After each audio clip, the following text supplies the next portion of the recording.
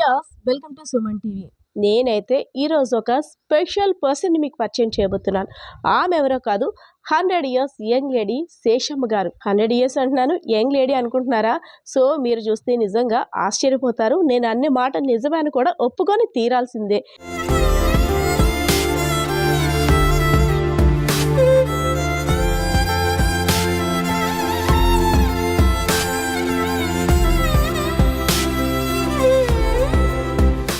ఎవరి దగ్గరైనా దీవెనలు తీసుకునేటప్పుడు వాళ్ళు ఏమని దీవిస్తుంటుంటారు? నిండు నూరేళ్ళు ఆయురారోగ్యాలతో చల్లగా ఉండమని దీవిస్తుంటారు. సో వెంటనే మనకి వచ్చే ఆలోచన ఏంటి? ఈ రోజుల్లో 60 సంవత్సరాలు ఆరోగ్యంగా బ్రతికితే చాలు, 100 ఏళ్ళు అవసరం లేదు. అయినా 100 ఏళ్ళు బ్రతికిన వాళ్ళు ఎక్కడో ఉంటారు అంటుంటాం కదా. ఆ 100 ఏళ్ళు బర్త్డే సెలబ్రేషన్ చేసుకున్న బామ్మ యొక్క హెల్త్ సీక్రెట్ అండ్ వాళ్ళ యొక్క చిన్ననాటి విషయాలు ఎలా ఉన్నాయో అన్నీ కూడా మీకైతే తెలిపేందుకు నేను విజయనగరం జిల్లా అయితే వచ్చేసాను. జమ్మూ దగ్గర ఉన్న దయాల్ నగర్కి అయితే వచ్చేసాను. సో ఆ బామ్మని సారీ బామ్మ కాదు, యంగ్ లేడీ. సో యంగ్ లేడీతో మీరు కూడా మాట్లాడేయచ్చు. సో చాలా విషయాలు కూడా తెలుసుకుందాం.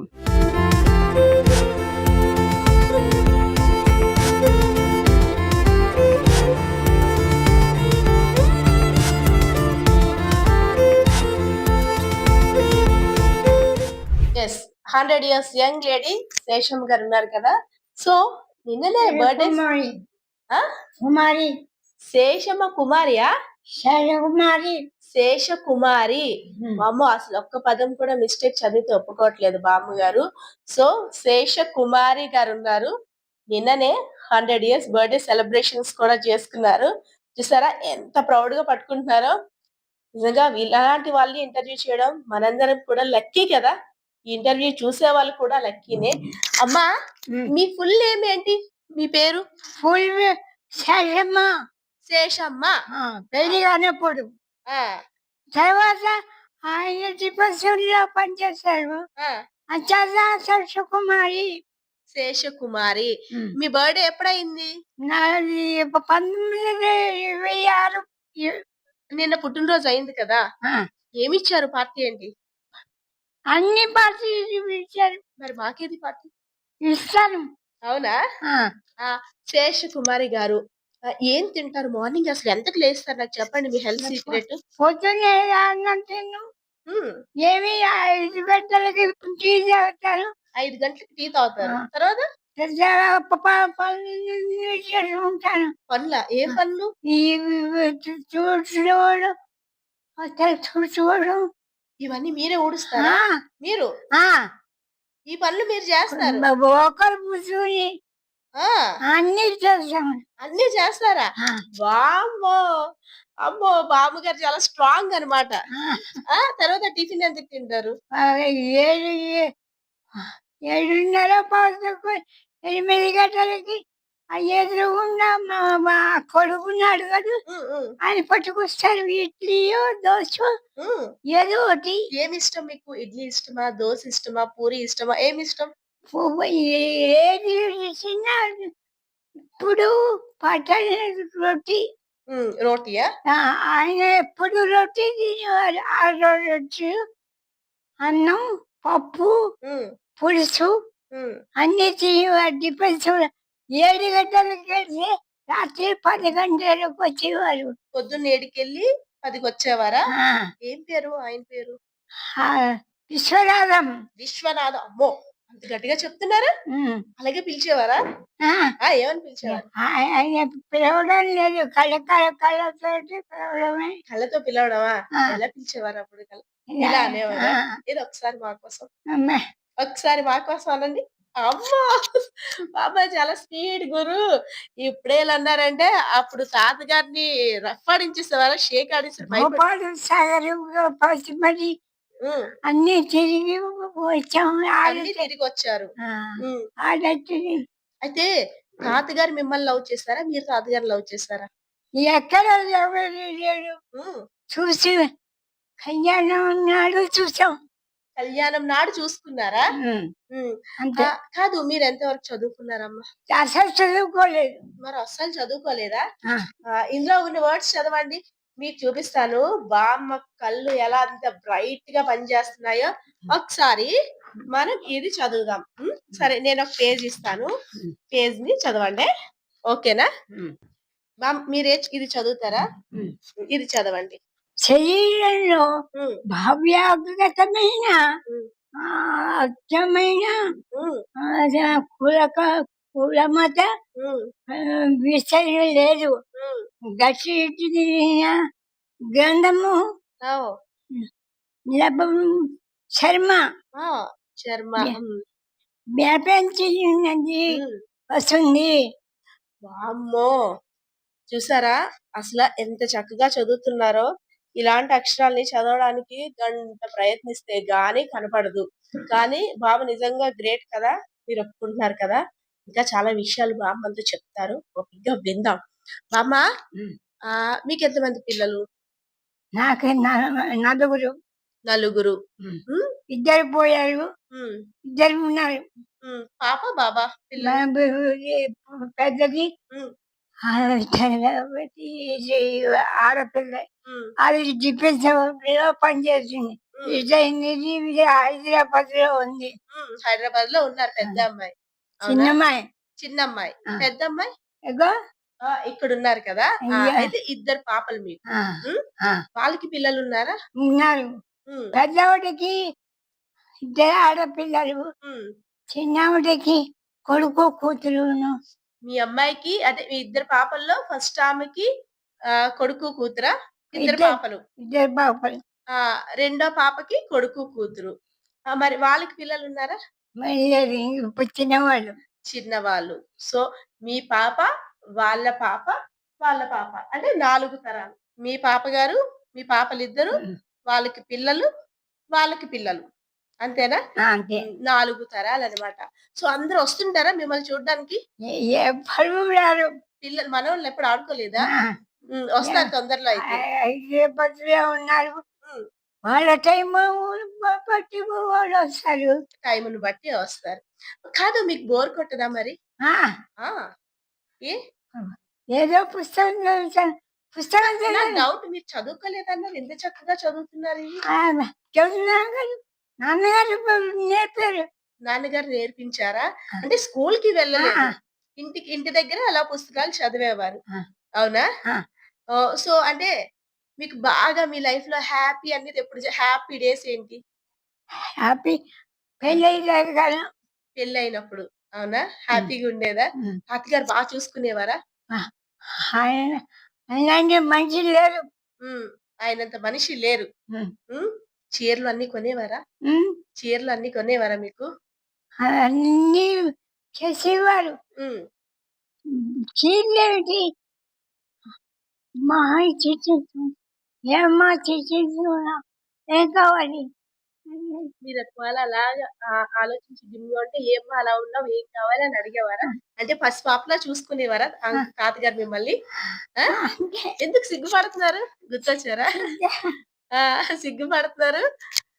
బామా, ఇంకా మధ్యాహ్నం లంచ్ ఏం తింటారు? లంచ్ ఏం పడితే అన్ని వెజిటబుల్స్ అన్ని తింటారు. వెజిటబుల్ తిన్నాను. మామూలుగా అన్నం, పప్పు, అవేనా? కూరలు తింటారా? నైట్ నైట్ మజ్జిగ. నైట్ ఏమీ తినరు, ఓన్లీ మజ్జిగ. మజ్జిగ పాలు తాగడం.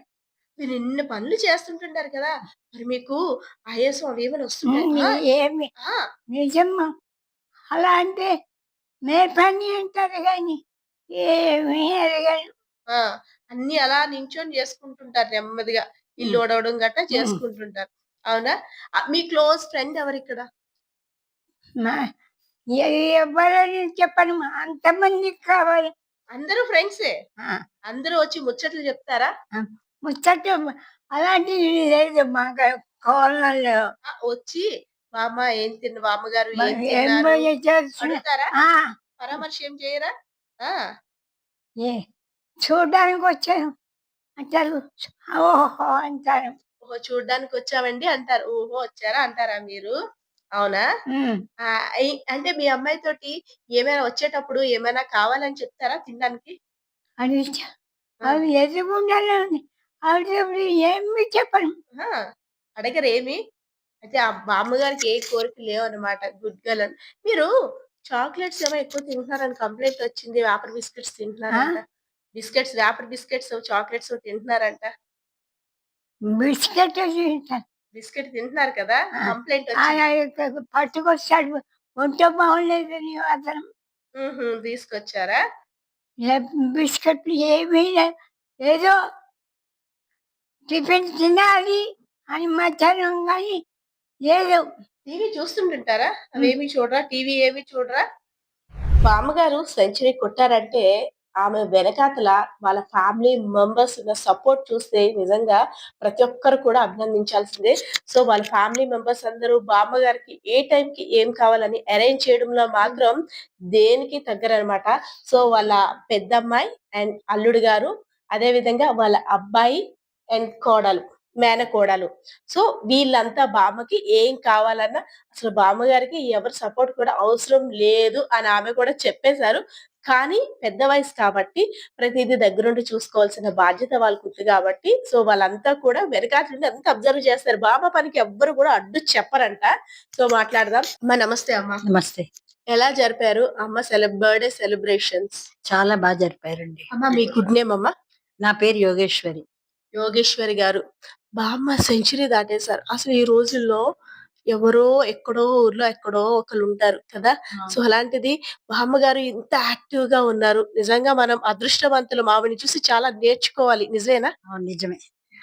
ఏంటమ్మా బామ్మగారు పనులన్నీ ఆమె చేసేసుకుంటుంటారు. ఎవ్వరి సపోర్ట్ లేకుండా. అక్కర్లేదు, ఆవిడ చేసుకుంటుంది. ఆ! వాకర్ పట్టుకొని నడుచుకొని ఆవిడే ఆ! చేసేసుకుంటుంది. చక్కగా మాటలు కూడా చక్కగా స్పష్టంగా మాట్లాడుతున్నారు.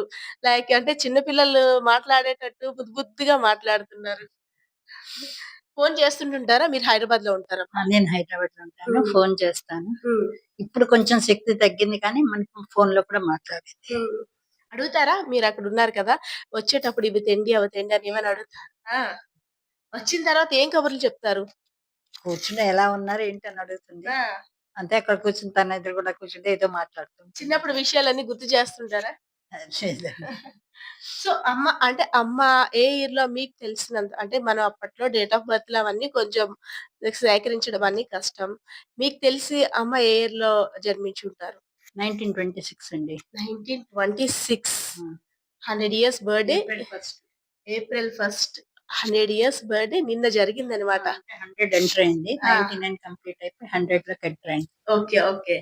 సో, బామ్మగారి గురించి, బామ్మగారు మీ ఫాదర్ గురించి చెప్తున్నప్పుడు చాలా సిగ్గుపడి చాలా ప్రౌడ్‌గా చెప్పుకుంటున్నారు కదా! సో, మీ ఫాదర్ ఏం చేసేవారు? మా ఫాదర్ డిఫెన్స్‌లో వర్క్ చేసేవారమ్మా. ఓకే. డిఫెన్స్ సివిల్‌లో. హ్మ్. హ్మ్. అదే.